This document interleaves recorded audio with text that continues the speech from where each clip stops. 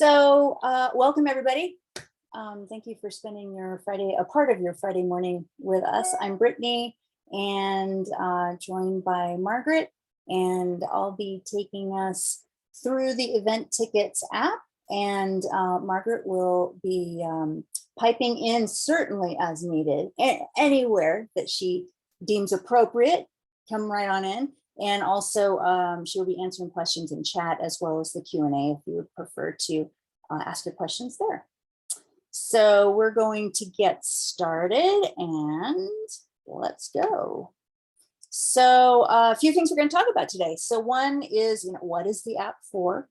We're going to talk about enabling the app, how to create event tickets so that they can be purchased, selling those tickets, and then managing those sold tickets, as well as checking in the guests at the actual event, because that's also what the app is great for. So first of all, what is this app for? It is a Commerce7 built app. It makes it super easy to create, sell, manage event tickets. And this is best for those one-off events. This is best for harvest parties and concerts and club pickup parties, those types of things. If you're looking for something more for like, say, a weekly tasting, that would be best served with our reservations tool, not here. This is more for your one-off bigger events. And probably, arguably, the coolest part, well, one of the very coolest parts of the event tickets app is that it creates a scannable barcode for the attendee. So it is sent to the attendee, and then once they come, if your staff has the Zebra scanner, then they can scan it and it automatically checks them in, and it's very, very simple. So it's really cool. And then once the app is activated, which we're going to be doing here in a second, there are a few things that happen. One is that it creates a product type of event ticket for the product. So right now, when you create a product, you have, the wine product type and the general merchandise product type. Well, this creates an event ticket product type that you will now see. A new transaction email is created, and that's the one that is sent to the person that has purchased the ticket, and that's the one that has the barcode in it. And then event tickets will now be a choice. So you see store in the main menu, and then you'll see event tickets is now part of that submenu. We'll be obviously taking a look at that, because that is where you will be checking folks in and managing these tickets. So without further ado, we will hop into Commerce7 and let's enable the app. So I'm on the dashboard. We're going to go to apps and extensions and Commerce7 extensions. Scrolling down a little on my screen here. Here are the event tickets. It is a free extension. Clicking into it, all you got to do is add the extension. There's no further configuration within this screen. So now it is enabled, and now we can go start looking at the things that you'll now see. So one of those things, as I mentioned, is under store. You will now see the event tickets item here. This is where you will do all your checking in, etc. We're going to look at this in detail in a couple of minutes. The other thing I wanted to call out here is under settings and down here in transaction emails. Like I just mentioned, this is the other thing that you will see is the event ticket confirmation. And this is the one that does have that barcode. But as you can with any of these templates, you can go in and do some editing if you would like to, or customize it. And the other thing we're going to do now is create the event ticket. So that's the number one thing that we're going to do in our journey here. So we go to store, we're going to go to products, and we're going to move our beautiful faces so that I can see add product. And this is where I was talking about, it adds that event ticket product type. I'm going to click on that. And so let's create an event ticket. So I'm going to create a harvest party fall 2022. Subtitle, let me just grab a couple of things that I put together here so that you don't have to watch me type.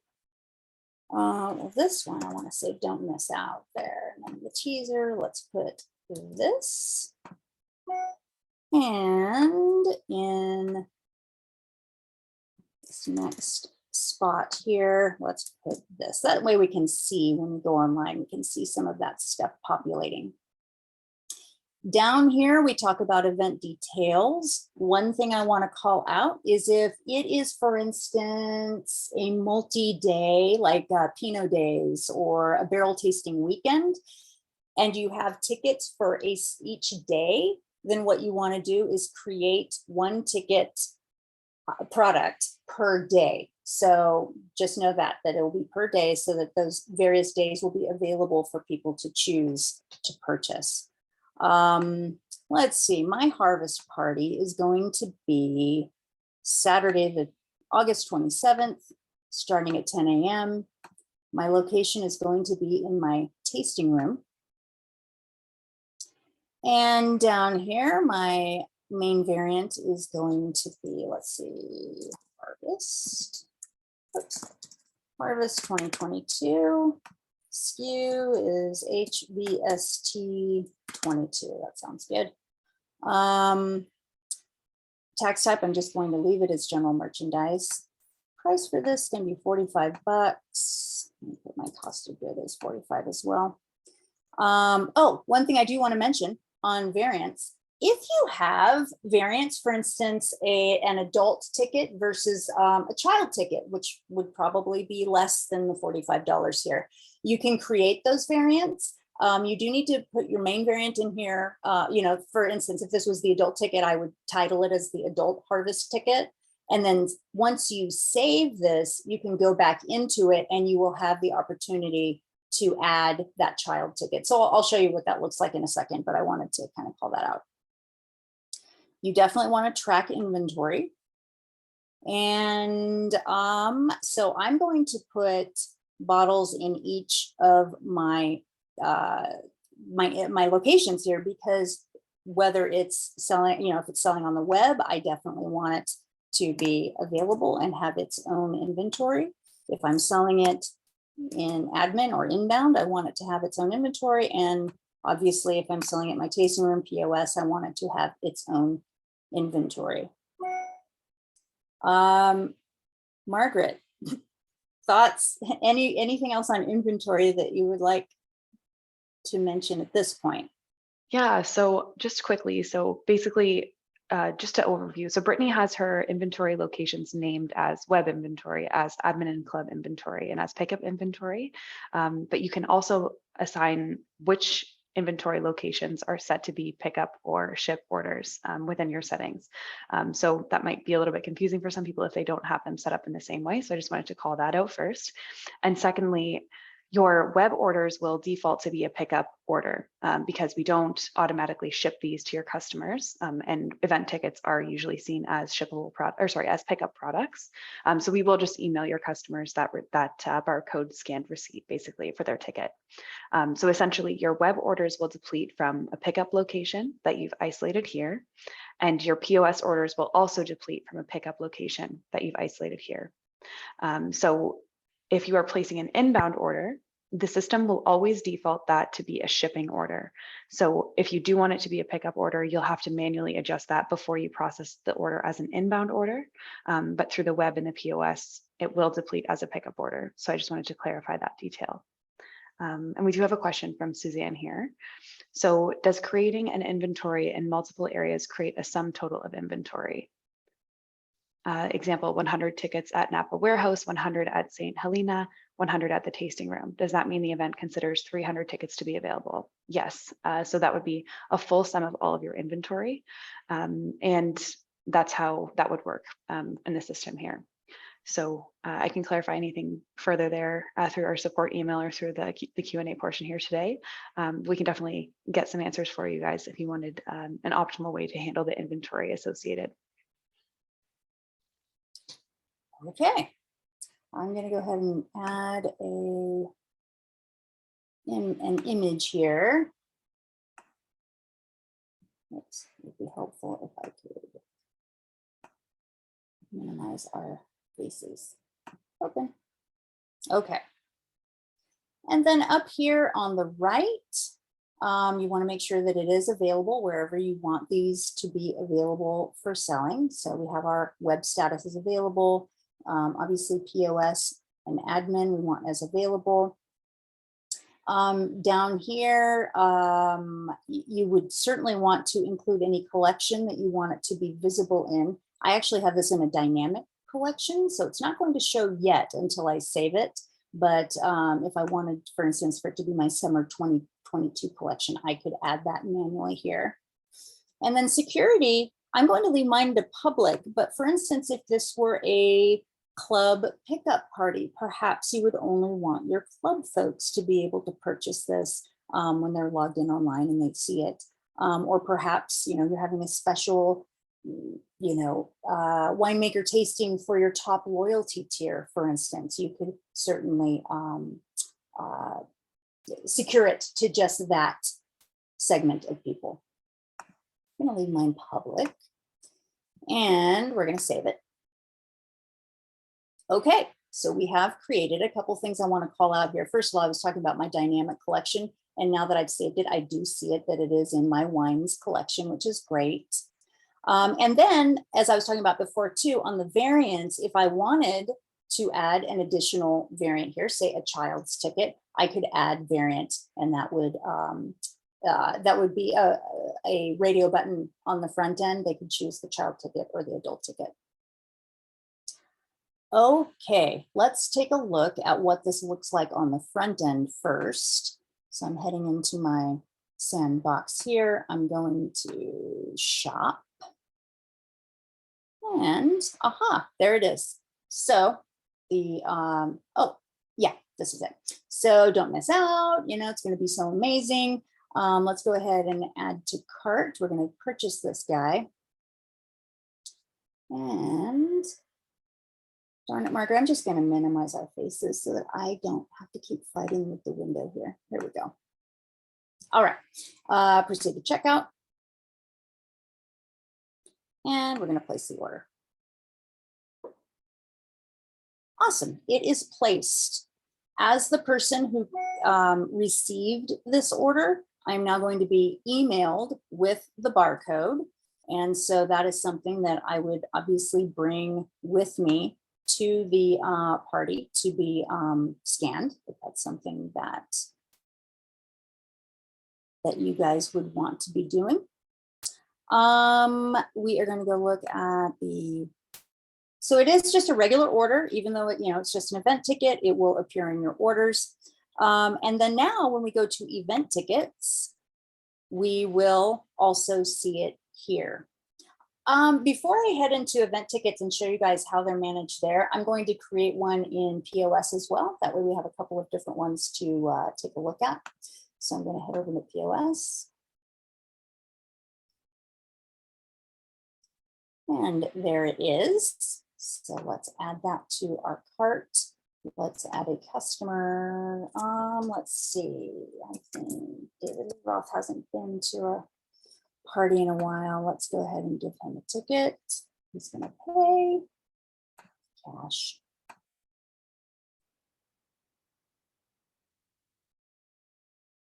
Awesome. Okay, so now we'll go back into admin and we're going to head into our event tickets. Okay, we see them both here. That's great. Up here we have some filtering options that you can obviously filter down if you have multiple. You have a Pinot days and other things going on. You may want to just show the harvest party ones. Or if David Lee Roth comes up there and you're like, oh, I don't see you on the list or whatever, you can certainly put in his information here and you see, oh, he has all of these tickets for a couple of different things, but this is the harvest party, so this is the one. So you can certainly put in a person's name up there. You can filter by whatever tickets are coming up available. So right now I just have the Harvest Party one that is actually available. But if you had several there, you could just, apply the filter for that, and then you'll only see those. You could also filter for the event date, the status, the checked in status. Let's say you just want to filter, I just want to see people who have not checked in yet. You can apply that filter as well.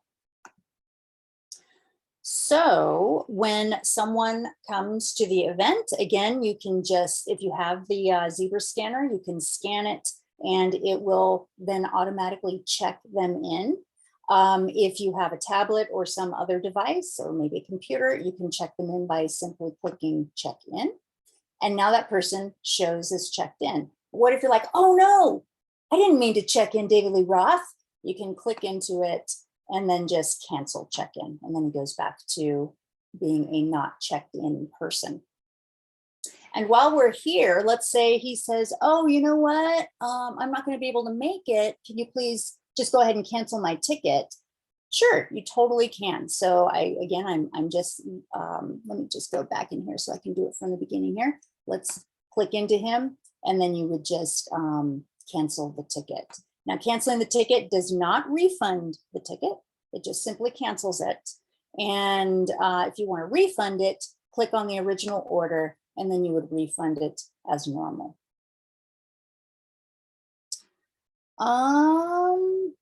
Man, I went through that really quick. What am I missing, Miss Margaret? Nothing. I think it's not super complex. It's actually quite easy to use. So I think it's reasonable the amount of time that was spent on this for sure.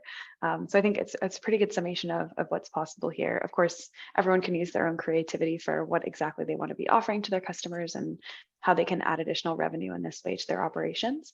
But I think it's a really cool tool and it makes it a very seamless process. And Wendy is asking, where do you get access to the Zebra scanner? So I will send the documentation article in here. I believe you can order it from POS Guys. Actually, you know what? It is POS Guys, but I have the exact link to purchase right here, Wendy. So I will put that in the Q&A. And also, you guys, if you at any point have questions, and the Zebra scanner information is in there as well, you can go out to our documentation and just type in event app. And it brings up the full article, has all this information, as well as the Zebra scanner link as well. Yeah. And our Stewart Winery is asking, if someone purchases multiple tickets, is there a way we can require all guest names? Unfortunately, at this time, that's not possible. And it is designed in this way just so it's an easier checkout for your customers. So we have a very easy checkout for event tickets online. So it's a very seamless process. Same with all of our non-shippable products online. So it's designed in that way just so that they can get the checkout all completed. And we've done a ton of research on the most successful checkouts in e-commerce, and that is what's recommended industry-wide for having the most seamless checkout experience. Similar to why we have only one field for first and last name, and why we have a lot of other advanced technology pieces in our checkout to make that an easier process for your customers, so that it's as little clicks as possible and as little information to enter as possible. So I do recommend, if you're looking to get everybody's name, maybe sending out an email and asking for that information to add a note. Something like that. That might be a good way to have the information about your customers. But at this time, there's no way to require it upon purchase of those tickets. Okay, so Jason, what about if there are certain seating times for events? Do we need to make an event for each time slot? So Jason, yes, I would recommend making a ticket for each time slot, so a different product, because you do have to enter in a time when you're creating that product. So similar to having different day events, if you would have maybe say one artist that's playing at 2 p.m. and another artist playing at 6 p.m., it would be good to have two separate tickets for that, for different seating times. And that's how I would recommend handling that one. Awesome. So that's all the questions in the Q&A for now, but I'm going to wait a little bit longer just in case. Oh, Leslie, is there a way to change the order of the events on the website? So you can do that within your collections. So like any other product, you can click and drag how that would show on the website. And that would be how you would change the order of how those were listed. So that's what you would accomplish that, Leslie. And if you wanted to go into collections, Brittany, I can just quickly show that as well. So let's go into this one. Perfect. So on the product screen, on the left-hand side of each product, there is a little icon like that, and you can click and drag so that that one is showing first or last, whatever you prefer. And you do the same thing with your event tickets. Okay, and then Wendy, what are all the functions of the Zebra scanner offers? So I have a documentation article I'm going to attach for you here, Wendy, just so you can refer to exactly what we outlined this could be used for. So essentially, it can be used for adding a UPC code when you're creating or editing a product. Lots of different use cases, adding products to a POS cart, marking event guests as checked in. And those are the three main uses, but you can see that more outlined in that documentation article that I just linked there for you. Yeah, no problem.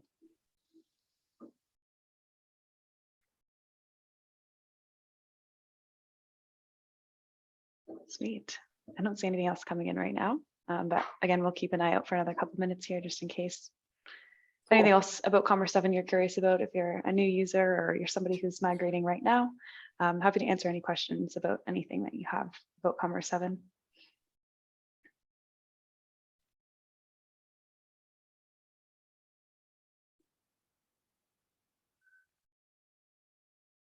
Awesome. So I don't see anything else right now.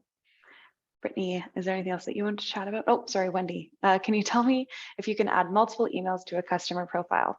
So yes, you definitely can. If you have more than one email on a customer profile, both email addresses will receive all communications. So it's if it's a husband and wife or a wife and a wife, you can add both of those on there, and those will be sent out directly to both parties on that account. Or if someone just has two emails that they'd like to use their communications for, you can do that as well. Right, if you want to go to the profile on customer, I can show how that's done as well. Yep.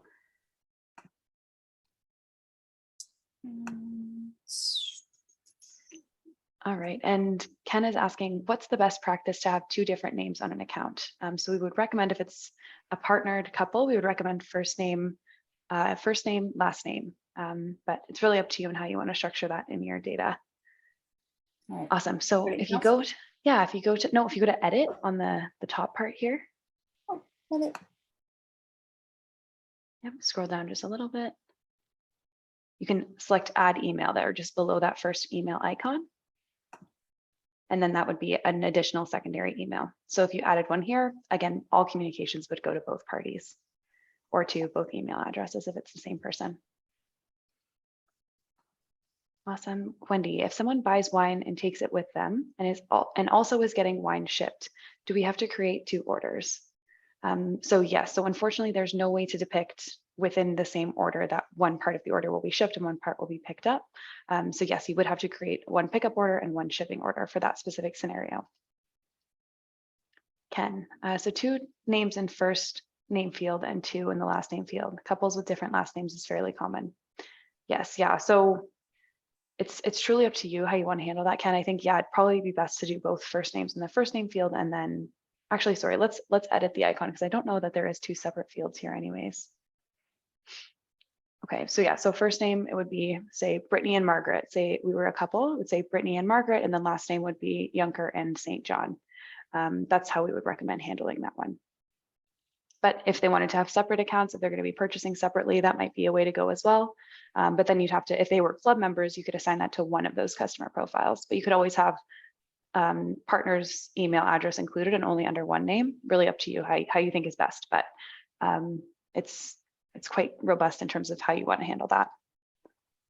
And then Suzanne, can inventories be adjusted after the fact? Example, if our event has 50 spots and our tasting room has an inventory of 25 and online is 25, someone comes into the tasting room to buy 30 tickets. Can we adjust that? Yes, definitely. So your inventory can definitely be adjusted. You would just simply go into the store and then the inventory section. All right, let's go to store and let's go to inventory. And then you type in the name of the product that you created. That's an event ticket. So, oh, actually, now what do we do? Harvest. Harvest party. Okay. Perfect. And then whichever location that you wanted to add more inventory to, you'd simply select into it. Let's click on this one. And then the process, if you scroll down just a little, we'll do adjust inventory. Oh, or And was she honestly, talking about transferring? well, she is saying I guess, yeah, transfer would be a good way to do it too. You could, honestly, a lot of these things can accomplish what you're hoping to accomplish. They're all just named slightly different. But yeah, we can do transfer from web to the tasting room if you want to keep it at that hard 50 tickets for the whole event. Yeah. And then you could do 5 tickets from one to the other for that specific purpose. And that would be how you would accomplish that, basically. Or you could, yeah, or you're right. I mean, absolutely, you could just adjust as well.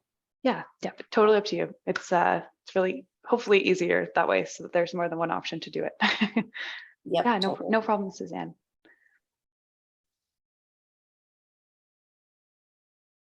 Wonderful. Okay, so I think that's all for now. Okay, cool.